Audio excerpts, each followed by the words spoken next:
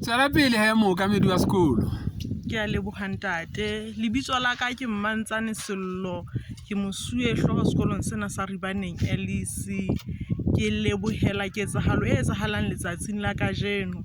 Ka hore ebe ntate Ramainwane o re tlatsitse ka matla re le sekolo sa Ribaneng LEC ka ho kgahlwa ke moshanyana enwa a emeng pela ka eo lebitso la hae e leng Rapitso Ramokwatsi. Mme re le sekolo re leboha haholo hobane re tlhokong e kgolo ya seaparong sa sekolo. Mme ngwanenwa ntate Ramainwane o kgahluwe ke yena fela a sa tsebe ditaba tsa hae tsa bophelo. Se qholoditseng pelo ya ka kapo se kgahlileng pelo ya ka letsatsing la boraro re qala ho kopana le ntate Ramainwane ke hore o ile a nka moshanyana ena yaba o a mo botsa hore na o batla ntate moholo wa o rekeleng.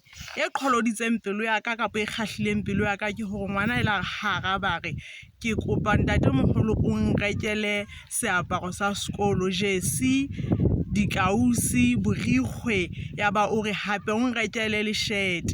O la bua ditaba tse re kareng ke kgolo ya kelello hobane dilemo tsa ngwana ka botsona di re ngwana o na ka ho kopa ho rekelwa dipompong, empa ketsahalong eo ha ho ka ba jwalo. O la kopa dintho tse re reng ke kgolo ya kelello. Mme re le sekolo re leboha ntate Modimo ya re fileng ntate Ramainwane letsatsing la boraro le fetileng ho re etele sekolong sa rona hobane taba ena e ka be sa etsahala fela. Mme re ha o le jena re phamisa boholo ba Modimo. Re a leboha ntate.